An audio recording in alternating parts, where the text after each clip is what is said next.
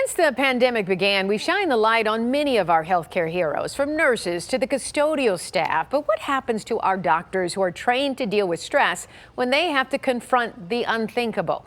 We talked to 3 doctors from Ascension Providence with different perspectives on their nerves of steel. One of the most joyous moments in life is becoming a grandparent. But for Dr. Shukri David, a cardiologist at Ascension Providence, and his wife Dunya, a frightening wrench was thrown into that plan.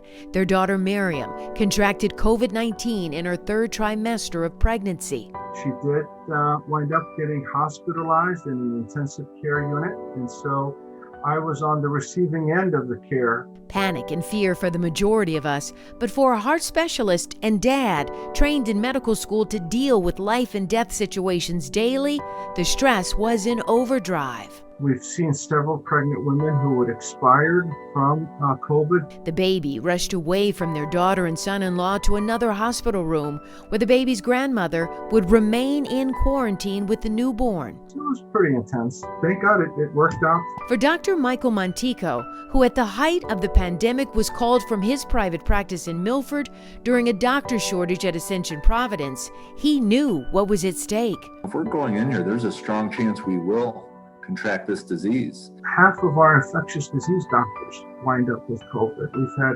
probably a 1/3 of our emergency room doctors with COVID. And some have died. Dr. Montico and many of his team faced a health war zone. The intensive care unit flooded with COVID patients, and so was the rest of the hospital. One of the most challenging moments for him? Recovering from working.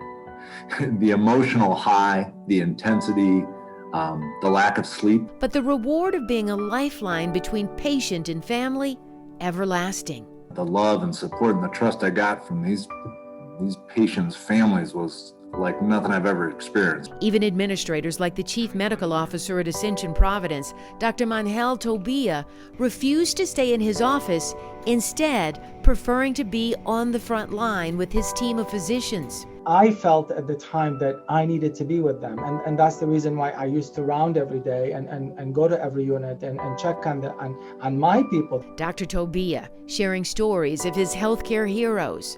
Doctors staying in the basement of their homes with their kids blowing kisses from the top of the stairs to stay safe. And another young fellow, afraid for her future, telling him, I could catch the disease and I might not graduate, and I am engaged and I might not even get married. After risking her life to save others, this young gal got to complete her dream. There has been death with COVID. Currently, about 4,000 people a day are dying across America. But of course, new life, vaccines. We have hope, and this shall pass.